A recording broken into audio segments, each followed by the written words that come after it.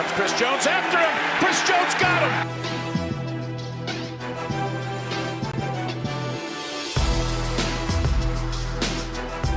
Welcome into Arrowhead to Arizona, our Kansas City Chiefs special as they get ready for Super Bowl 57 in Glendale, Arizona.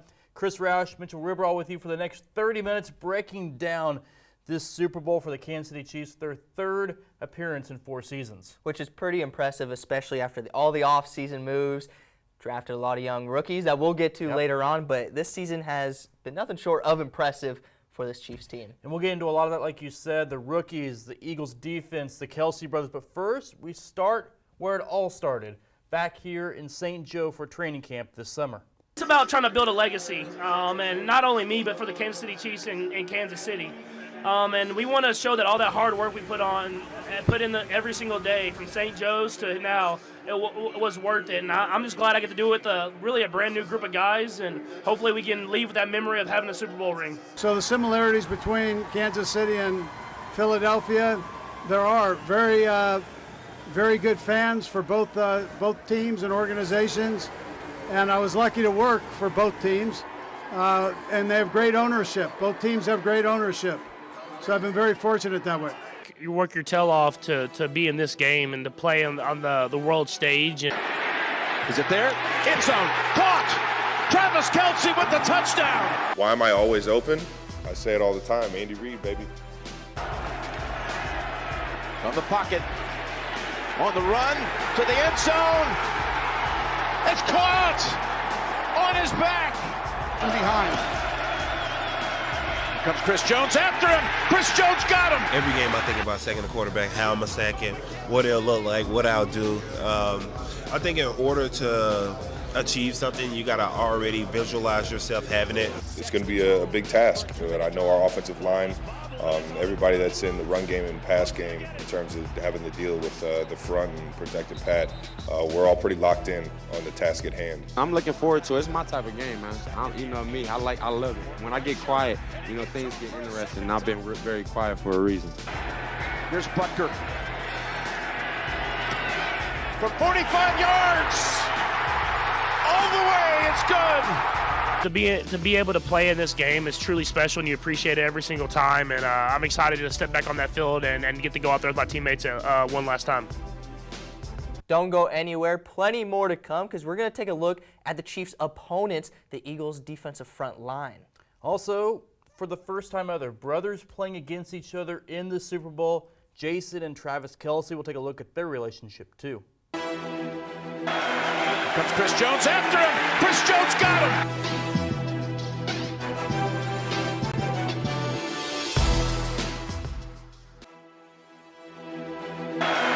Comes Chris Jones after him. Chris Jones got him.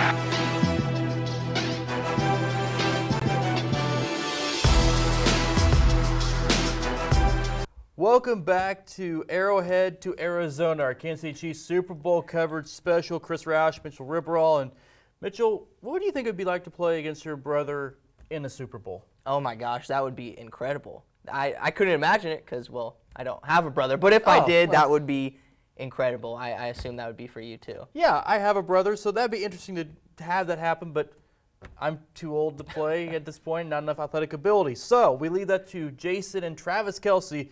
Travis Kelce, the Chiefs tight end. Jason Kelce, you may not know him as much, the center for the Philadelphia Eagles. The Kansas City Chiefs have won it. The Philadelphia Eagles are going back to the Super Bowl. Super Bowl 57 is also the Kelce Bowl. Big bro Jason of the Eagles and little brother Travis of the Chiefs. Caught! Travis Kelce with the touchdown. This is all Kelce and Mahomes. They sat down to tape the podcast they do together called New Heights with some special guests who've had a front row seat to this sibling rivalry for decades, their parents. Who are you talking to first after the game? The winner or the loser? Probably the loser. You have any reason for that, or somebody's going to feel pretty crummy? Yeah. And I want to be with them initially. I will be on the field for you, Travis. Jason will have his family on the field, so no, I won't be on the field for Jason. Is that why you're rooting for Travis? I didn't say Should've that. got her credentials, Jason. I can Should have got her credentials. Oh my goodness. Ed and Donna Kelce making history as the first parents to have their sons play against each other in the Super Bowl. There's even a petition circulating for Donna to do the coin flip at midfield before kickoff. There are so many legends and people that have their blood, sweat, and tears on that field. And for a mom that's never played football, I don't think that's the right place for her to be. I think you're discounting moms of you're every a player who's ever legendary played. mom right here. Well, here's the. I don't know if I would All be a moms are distraction. legendary. Would I be a distraction out there for you guys? No. Coin flip or not, win or lose, and one of her boys will lose, Donna is beaming with maternal pride. How can it get any better than this? It's going to be the best day ever, except for when you were born. Both you guys were born. It can't get any better. Thanks, Mom. Mitchell, don't go anywhere because you have to still be here, but also because we're going to take a look at how everybody's getting into the Chiefs spirits. The Buchanan County Sheriff's Department getting into it as well. And when we return, we have to take a look at the Chiefs' opponent, so we're going to take a look at their front defensive line. Comes Chris Jones after him. Chris Jones got him.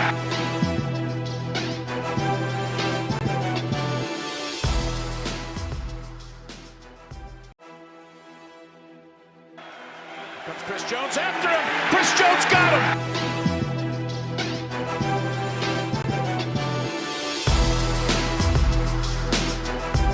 Welcome back to our Chiefs special, Arrowhead to Arizona. Chris Roush, Mitchell Riberal, and we've talked about the Kelce brothers. We've talked about the path to the Super Bowl. We've talked about the Eagles' defense.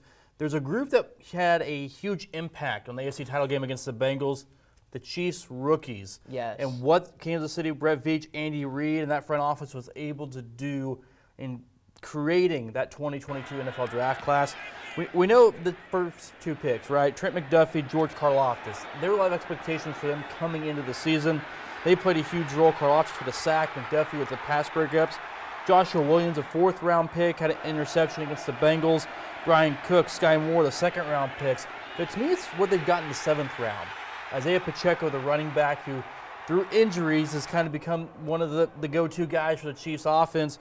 Jalen Watson, he's played pretty good for a seventh-round pick, too. The Chiefs have done a really good job with this year's draft class, getting a lot out of them, considering 13 players are left over from that 49ers Super Bowl victory they had this, a few years ago.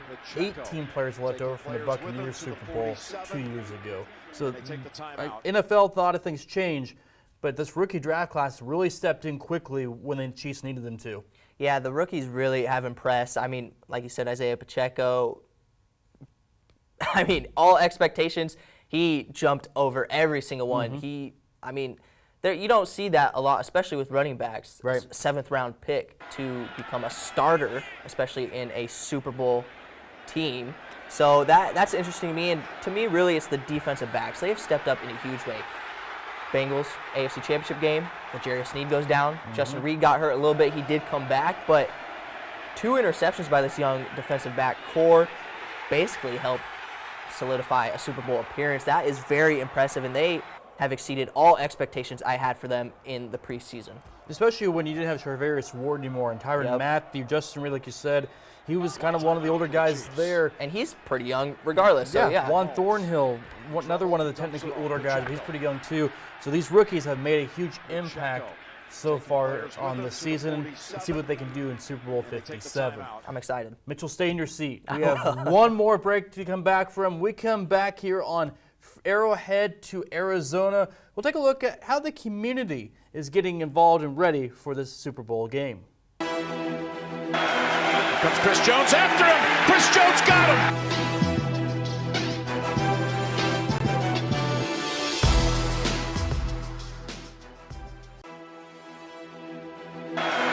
Comes Chris Jones after him. Chris Jones got him.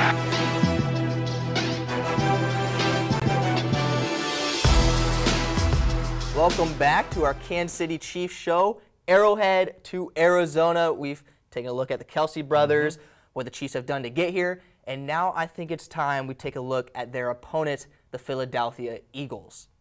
So let's go a little into depth into the Eagles. So Philly this year is first in pressure rate and sack rate in the NFL. They have 80 sacks, including playoffs and regular season. 52 of those are on a 4 or fewer pass rush. So let's take a look. This play in the NFC Championship game, a simple 4-man rush on a play-action pass. The 49ers line acts like it's to run left, but that leaves the Eagles' 4th man, Reddick, on a wide receiver to beat, and he does that continuously time and time again. So let's go a couple weeks back to week 17, a simple 4-man front, and this time it's Fletcher Cox. Eagles have quite a few players that can wreak havoc on the defensive line. Fletcher Cox, one of them, he's been doing that his whole career. So the Eagles are very good with a 4-man front, but the Chiefs are the 3rd least sacked team in the league. So let's look at KC against a 4-man rush. Let's go to the AFC Championship game. Bengals send 4 rushers.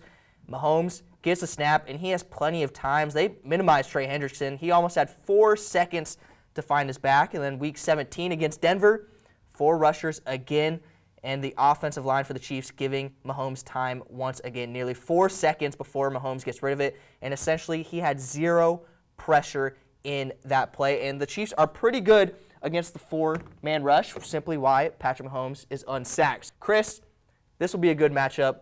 What are your thoughts on kind of that part? So I think the biggest thing, and people brought this up too, the last time the Chiefs were in the Super Bowl, Patrick Mahomes was running for his life against the Buccaneers. The Buccaneers defense bringing pressure. That offensive line for the Chiefs back then 2 years ago, injury riddled.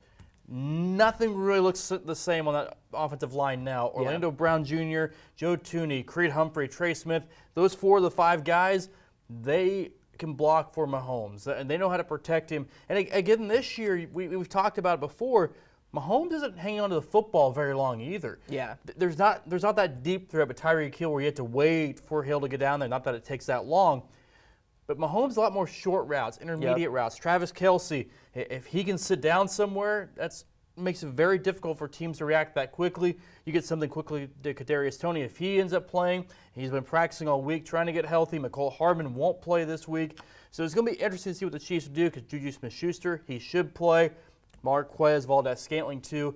So it's interesting to see how the Chiefs will counteract what the Eagles defense can do as well. Yeah, and just watching those plays, it seemed like the Eagles, a lot of those sacks were against a quarterback who held onto the ball quite a bit. They've sent 5 rushers, but Mahomes, he doesn't get blitzed. Right. He rarely ever gets blitzed because he can do so much against the blitz because that leaves one less defender in the pass. So it'll be interesting. Eagles good forefront that pass rushes.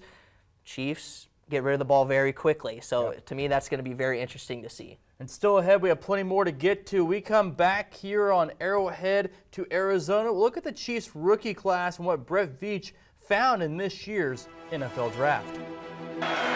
Comes Chris Jones after him. Chris Jones got him.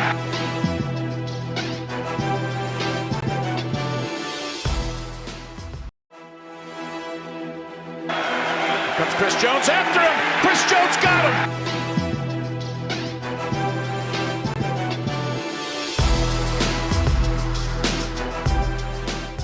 Welcome back. With the Super Bowl 57 upon us, the Chiefs and the Eagles. The Buchanan County Sheriff's Office showing their support also for the Kansas City Chiefs. Sheriff Pewitt telling us that with Chiefs training camp being held here in St. Joseph, the Sheriff's Office wanted to give them their support before the big game by wearing Chiefs gear.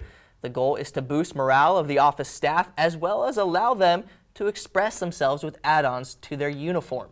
It's a great morale booster, and it's a very, very stressful job. It's a stressful time to be in law enforcement, and just to let the staff have a little bit of expression and do some of that stuff. It's really good for them to to do that and interact and people to see that they have other interests other than just being a law enforcement officer, so it kind of humanizes them a little bit also.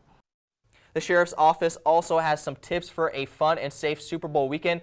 Remember to have a ride arranged if you plan on drinking, and do not fire off any celebratory gunshots. The Chiefs have been out in Glendale, Arizona for about the last week or so, and now they'll be joined by their team chaplain who helps them in their faith.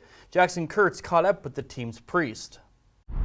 Good and gracious God, Heavenly Father, call it luck. we pray for our Kansas City Chiefs organization. Call it coincidence. As our players have traveled and are there in Arizona. Or call it something divine. Give us the strength to do the best of our ability. Chiefs team priest, Father Richard Roush, knows what it takes to win. It was the 3 F's.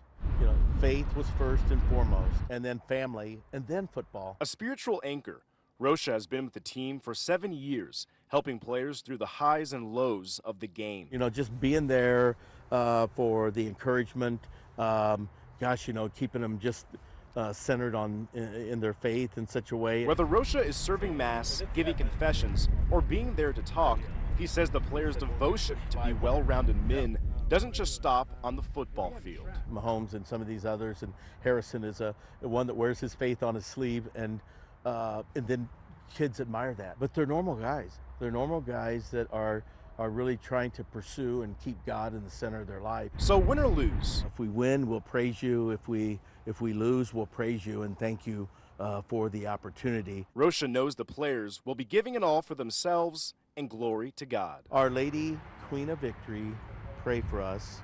Live Jesus in our hearts forever. In the name of the Father, and of the Son, and of the Holy Spirit, amen. Let's get after him.